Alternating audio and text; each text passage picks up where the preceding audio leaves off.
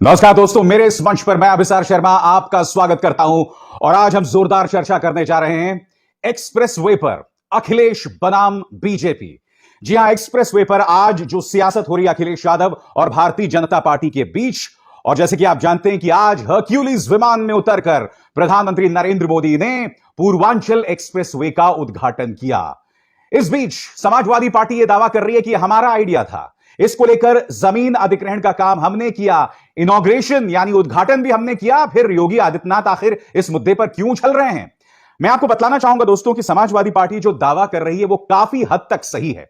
मैं आपको यह भी बतलाने वाला हूं कि आज के इस पूरे घटनाक्रम के राजनीतिक मायने क्या हैं, क्यों अब यह लड़ाई बीजेपी वर्सेस समाजवादी पार्टी बनकर रह जाने वाली है। धीरे धीरे बसपा, कांग्रेस, आम आदमी पार्टी ये जो है तस्वीर में आने ही नहीं वाले हैं। मगर सबसे पहले जो बड़ा विवाद है दोस्तों, अखिलेश यादव की समाजवादी पार्टी दावा कर रही है कि जिस पूर्वांचल एक्सप्रेसवे पर योगी आदित्यनाथ अपनी पीठ थपथपा रहे हैं, दरअसल वो समाजवादी पार्टी की देन है। उनकी यह बात कुछ हद तक सही है और मुझे लगता है कि मुख्यमंत्री आदित्यनाथ को दरियादिली दिखानी थी, यह हिम्मत करनी चाहिए थी कि वो उन्हें श्रेय देते, क्योंकि कुछ तथ्य हैं आपके सामने जो पेश करना चाहूंगा। तथ्य नंबर 1, क्या आप जानते हैं कि पूर्वांचल एक्सप्रेसवे, जिसका नाम समाजवादी पार्टी ने रखा था समाजवादी एक्सप्रेसवे, इसके लिए 30% जमीन अधिग्रहण का काम अखिलेश यादव जब मुख्यमंत्री थे तभी हो गया था। बात यहां नहीं रुकती दोस्तों, ये तस्वीरें देखिए आपके स्क्रीन पर चल रही हैं। एएनआई का खुद का ये वीडियो है जिसमें एएनआई ने नीचे लिखा हुआ है inauguration of Samajwadi party expressway. इसमें जब अखिलेश यादव मुख्यमंत्री थे तो इसका उद्घाटन आप देख सकते हैं दोस्तों, आपके स्क्रीन पर चल रहा है, और यह तब हुआ था जब अखिलेश यादव मुख्यमंत्री थे।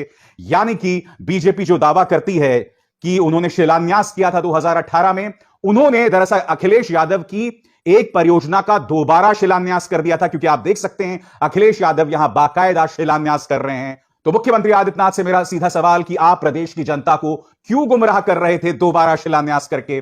और अगर आपको फिर भी विश्वास नहीं हो रहा है तो उस वक्त का मैं आपको एक स्पीच दिखाना चाहता हूं अखिलेश यादव का, जब उन्होंने दिया था, जब वो मुख्यमंत्री थे, जब इनॉग्रेशन शिलान्यास किया जा रहा था समाजवादी पार्टी एक्सप्रेसवे का। सुनिए। आगरा लखनऊ एक्सप्रेसवे के बाद सबसे बड़ी सड़क बनने जा रही है, वो समाजवादी पूर्वांचल एक्सप्रेसवे के नाम से जाना जाएगा। मुझे खुशी इस बात की है कि हमारे तमाम मंत्री विधायकों ने भी इस योजना में मेरा पूरा का पूरा सहयोग किया है। ये दोनों सड़कें बन जाने के बाद और जुड़ जाने के बाद देश की सबसे बड़ी सड़क अगर किसी प्रदेश के पास होगी तो वो उत्तर प्रदेश के पास होगी। और ये सड़क 6 लेन है, भविष्य में 8 लेन भी होगी। सड़क के किनारे सर्विस लेन भी है। अगर सही मायने में सड़क के बारे में जानकारी होगी तो आने वाले समय में ये 10 लेन और 12 लेन की भी सड़क कही जा सकती है। और कई मौकों पर मैंने कहा कि जितनी रफ्तार बढ़ती है उतना ही विकास बढ़ता है। मगर यह बात भी सही है दोस्तों कि 30% जमीन का अधिग्रहण हुआ था, 70% जमीन का अधिग्रहण योगी आदित्यनाथ के कार्यकाल में हुआ। और यही नहीं दोस्तों, हमें यह भी बतलाना पड़ेगा कि इस वक्त भाजपा यह दावा कर रही है कि पहली बार किसी एक्सप्रेसवे पर, और तमाम न्यूज चैनल्स भी बढ़ चढ़ के ये बता रहे हैं कि किस तरह से एक्सप्रेसवे पर लड़ाकू विमान उतर रहे हैं, रफाल विमान उतर रहे हैं। दोस्तों, सरासर झूठ, क्योंकि लखनऊ एक्सप्रेस हाईवे जो था, जिसका उद्घाटन, जिसे बनाया था अखिलेश यादव सरकार ने, उस दौरान भी 5 या 6 किलोमीटर का ऐसा स्ट्रेच है जहां लड़ाकू विमान उतर सकते हैं। मैं आपको बतलाना चाहूंगा अखिलेश यादव किस तरह से इस मुद्दे पर तंज ले रहे हैं। उनका बयान आपके स्क्रीन पर। फीता आया लखनऊ से और नई दिल्ली से कैंची आई, सपा के काम का श्रेय लेने को मची है खींचम खिंचाई। आशा है अब तक अकेले में बैठकर लखनऊ वालों ने समाजवादी पूर्वांचल एक्सप्रेसवे की लंबाई का आंकड़ा रट लिया होगा। सपा बहुरंगी पुष्प वर्षा से इसका उद्घाटन करके एक रंगी सोच वालों को जवाब देगी। और आप देख सकते हैं बाकायदा समाजवादी पार्टी इस एक्सप्रेसवे पर जो है अपनी साइकिल चला रही है, समाजवादी पार्टी के जो कार्यकर्ता हैं। आगे अखिलेश यादव तंज कसते हुए उस दिन की तस्वीर पेश कर रहे हैं जब उन्होंने उद्घाटन किया था। आपके सामने एक तस्वीर इतिहास के पन्नों से, जब समाजवादियों ने किया था पूर्वांचल के आधुनिक भविष्य के मार्ग का शिलान्यास, जिसने उत्तर प्रदेश वह पूर्वांचल के विकास का नक्शा खींचा। वो बीता कल हमारा था और अब नव उत्तर प्रदेश के लक्ष्य को लेकर चल रहा कल भी हमारा ही होगा। यूपी का विकास होगा, 22 में बदलाव होगा, कह रहे हैं अखिलेश यादव। मगर कुछ तथ्य आपके सामने लाने पड़ेंगे। अखिलेश यादव ये पूरा जो है दावा नहीं कर सकते कि इस एक्सप्रेसवे की बेशक उन्होंने नींव रखी हो, मगर मेहनत योगी आदित्यनाथ के कार्यकाल में हुई है, इससे भी हम नजरअंदाज नहीं कर सकते। मुझे लगता है जो मुद्दा उन्हें उठाना चाहिए था और जोरों से उठाना चाहिए था, और इसकी चर्चा भी दोस्तों जो है सोशल मीडिया में हो रही है, वो ये कि अखिलेश यादव ने जिस आगरा लखनऊ एक्सप्रेसवे का निर्माण किया था वो कम समय में बना था, कम पैसे में बना था, कम लागत में बना था। जबकि जो पूर्वांचल एक्सप्रेसवे है जिसकी नींव अखिलेश यादव ने रखी, मगर इसका निर्माण योगी आदित्यनाथ के कार्यकाल में हुआ था, उसमें कहीं ज्यादा पैसा लगा था। मैं आपको तथ्यों के आधार पर ग्राफिक्स आपके स्क्रीन पर दिखाना चाहूंगा। सबसे पहले दोस्तों, पूर्वांचल एक्सप्रेसवे 340 किलोमीटर इसकी लंबाई है, इसमें पैसा लगा 22,500 करोड़। इसमें 6 लेन है, कॉस्ट पर लेन पर किलोमीटर 11 करोड़, और इसे बनने में लगे 36 महीने। हालांकि मैं बता दूं 36 महीने नहीं, 40 महीने लगे। आप जब से 2018 में जिस महीने इसका शिलान्यास हुआ था उस वक्त से लेकर अब तक 40 महीने हुए, 36 महीने नहीं हुए, जो न्यूज चैनल्स बता रहे हैं। तो आपने आंकड़ा देखा दोस्तों, 22,500 करोड़ 340 किलोमीटर। अब मैं आपको बताना चाहता हूं अखिलेश यादव के दौरान जो आगरा लखनऊ एक्सप्रेसवे बना था उसको लेकर आंकड़ा। पूरे एक्सप्रेसवे की जो लंबाई है वो 302 किलोमीटर, कीमत 13,200 करोड़, लेन्स 8 लेन, कॉस्ट पर लेन किलोमीटर 5.5 करोड़, वक्त लगा 18 महीने। दोनों जो परियोजनाओं में सिर्फ 38 किलोमीटर का फर्क है दोस्तों, सिर्फ 38 किलोमीटर का फर्क। और मैं आपको बतलाना चाहूंगा 38 किलोमीटर के लिए योगी आदित्यनाथ ने 9,300 करोड़ रुपए खर्च किए। अखिलेश यादव लगातार यह सवाल कर रहे हैं कि इस पूरे एक्सप्रेसवे परियोजनाओं में क्या भारतीय जनता पार्टी के कुछ नेताओं का फायदा हुआ, क्या बीजेपी के करीबी जो नेता हैं या जो करीबी कॉन्ट्रैक्टर्स हैं उनको फायदा हुआ। यह तमाम बातें अखिलेश यादव कह रहे हैं, मगर आपको फिर से गौर करना पड़ेगा दोस्तों इस आंकड़ों पर कि दोनों परियोजनाओं में सिर्फ 38 किलोमीटर का फर्क है, और उस 38 किलोमीटर के लिए योगी आदित्यनाथ ने 9,300 करोड़ रुपए खर्चे। मैं ये सवाल पूछता हूं आखिर क्यों? मैं आपको बतलाना चाहता हूं दोस्तों एक एक करके। सबसे पहले महोबा जिला अधिकारी जो बता रहे हैं अपने खत में कि करीब 2,000 बसों को लाना है प्रधानमंत्री नरेंद्र मोदी की रैली के लिए, जिसमें लोगों को भर भर के लाया जाएगा। सुल्तानपुर के जो जिला अधिकारी हैं वो कह रहे हैं 1,600 बसेस जो हैं उनका इंतजाम किया जाना है, जिसमें लोगों को भर भर के लाया जाएगा। यानी कि इस कार्यक्रम के लिए लोग खुद नहीं आए थे, बसों में सरकारी पैसे को खर्च के वहां पर लोगों को लाया गया था। और सबसे शर्मनाक रहा दोस्तों मीडिया का किरदार। मैं यहां जिक्र करना चाहूंगा 2 न्यूज चैनल्स का, आज तक और रिपब्लिक। सबसे पहले आज तक की बात करना चाहूंगा। मैं देख रहा था कि आज तक के संवाददाता, उनकी जो संवाददाता जमीन पर थी, और उन्होंने कहीं पर भी इस बात का जिक्र नहीं किया कि बसों में लोगों को भर भर के लाया गया है। उल्टा वो लगातार यह कह रही थी कि बसों में लोग आ रहे हैं।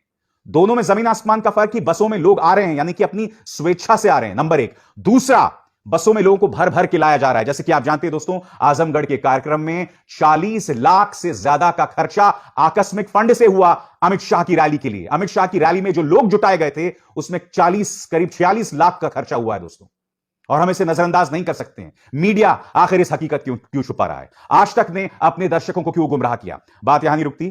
दूसरा चैनल था रिपब्लिक। दोस्तों रिपब्लिक ने बेशर्मी की तमाम हदों को पार कर दिया। रिपब्लिक अपने इस कार्यक्रम में लगातार जय श्री राम के नारे लगवा रहा था जमीन पर। उनकी जो संवाददाता थी वो लगातार मोदी मोदी के नारे लगवा रही थी जमीन पर। यही नहीं दोस्तों, उनकी जो रिपोर्टर थी वो जनता से कह रही थी कि बोलिए मोदी है तो मुमकिन है। मैं फिर पूछना चाहता हूं दोस्तों, आप इन्हें पत्रकार कहेंगे? आप इन्हें न्यूज चैनल्स कहेंगे? किस सूरत से आप इन्हें न्यूज चैनल्स कह सकते हैं? कायदे से इन लोगों की जो जमीनी दिक्कतें थी उससे उठाना चाहिए था, और वो जमीनी दिक्कतें एक एक करके मैं आपकी स्क्रीन पर लाने वाला हूं। सबसे पहले मैं आपको दिखाना चाहता हूं एनडीटीवी के पत्रकार आलोक पांडे का ये वीडियो जो आपके स्क्रीन पर चल रहा है। ये बनारस का है दोस्तों। यहां पर आप देख सकते हैं बाकायदा एक चिट लगा हुआ है, एक नोटिस लगा हुआ है, बसों की किल्लत की वजह से लोगों को क्या प्रॉब्लम्स आ रही हैं। अब ये देखिए दोस्तों, एक और आर्टिकल आपकी स्क्रीन पर, रोडवेज बसों का टोटा, दर दर भटकते रहे अधिकारी। अयोध्या क्षेत्र की 125 बसें प्रधानमंत्री के सुल्तानपुर में होने वाले कार्यक्रम में लगी।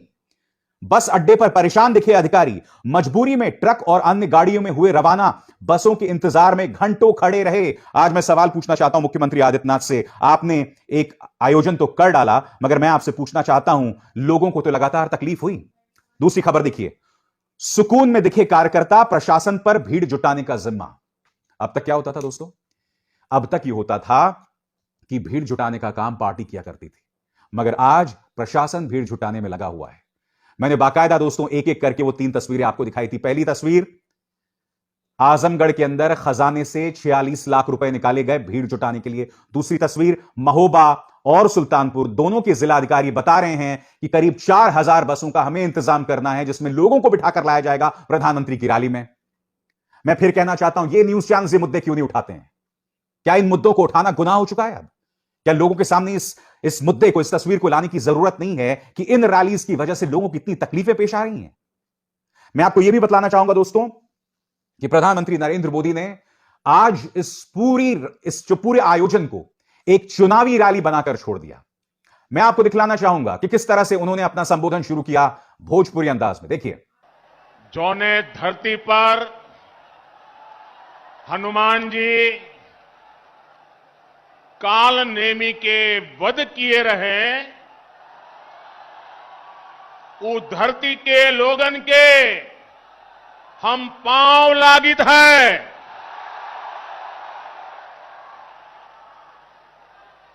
1857 के लड़ाई में यहाँ के लोग अंग्रेजन का छठी का दूध याद देवाए दे रहे। यह धरती के कण कण में स्वतंत्रता संग्राम के खुशबू बा। कोयरीपुर के युद्ध भला के भुलाए सकत है? आज यह पावन धरती का पूर्वांचल एक्सप्रेस वे के सौगात मिलत बा। और यही नहीं दोस्तों, लगातार वो हमला कर रहे थे समाजवादी पार्टी पर बगैर नाम लिए। मुझे ऐसा लग रहा था प्रधानमंत्री नरेंद्र मोदी के मन में था कि मैं किसी तरह से हिंदू और मुस्लिम का शिगुफा यहां पर भी छोड़ दूं। अब आप कहेंगे क्यों? क्योंकि उनका यह कहना था कि जो पिछले सरकार के मुख्यमंत्री थे वो कभी मेरे साथ नहीं खड़े होते थे, और वो मेरे साथ इसलिए नहीं खड़े होते थे कहीं उनके वोट बैंक को, उनका जो वोट बैंक है वो नाराज ना हो जाए। फिर वो इशारा दोस्तों कर रहे थे एक खास समुदाय की तरफ, जानबूझकर कर रहे थे। प्रधानमंत्री मानो उतावले थे इस मुद्दे पर सियासत करने के लिए। मगर मैं दावे के साथ कह सकता हूं, आने वाले दिनों में यही कुछ होने वाला है। मगर हां, जाते जाते एक बात और, यह बात तय हो गई है दोस्तों कि इस मुकाबले में अब मुकाबला बीजेपी बनाम समाजवादी पार्टी है। और यही नहीं, आने वाले दिनों में आप देखिएगा अखिलेश बनाम प्रधानमंत्री नरेंद्र मोदी होने वाला है। जी हां, अखिलेश बनाम योगी आदित्यनाथ नहीं होगा। अखिलेश बनाम योगी आदित्यनाथ उन्हीं जगहों पर होगा जो कि सांप्रदायिक तौर पर संवेदनशील इलाके हैं, कॉमनली सेंसिटिव इलाके हैं, वहीं पर मुकाबला होगा अखिलेश बनाम योगी आदित्यनाथ। वरना यह पूरा मुकाबला जो है अखिलेश बनाम प्रधानमंत्री नरेंद्र मोदी होने वाला है। आने वाले दिनों में आप देखेंगे, क्योंकि भारतीय जनता पार्टी को लगता है कि प्रधानमंत्री नरेंद्र मोदी की विश्वसनीयता अब भी उत्तर प्रदेश में है। आदित्यनाथ जो हैं वो अपने कामकाज करने के अंदाज की वजह से लगातार उनकी लोकप्रियता घटती जा रही है, ऐसा कई स्वतंत्र पर्यवेक्षकों, एक्सपर्ट्स का मानना है। इसलिए मेरा मानना है कि आने वाले दिनों में यह मुकाबला पूरी तरह से अखिलेश वर्सेस मोदी हो जाने वाला है। और बीजेपी भी मान रही है कि अगर उन्हें कोई सत्ता से हटा सकता है तो वो समाजवादी पार्टी है, जिस तरह से आज प्रधानमंत्री ने पूरा फोकस समाजवादी पार्टी और अखिलेश यादव पर रखा। अभिसार शर्मा को दीजिए इजाजत। नमस्कार।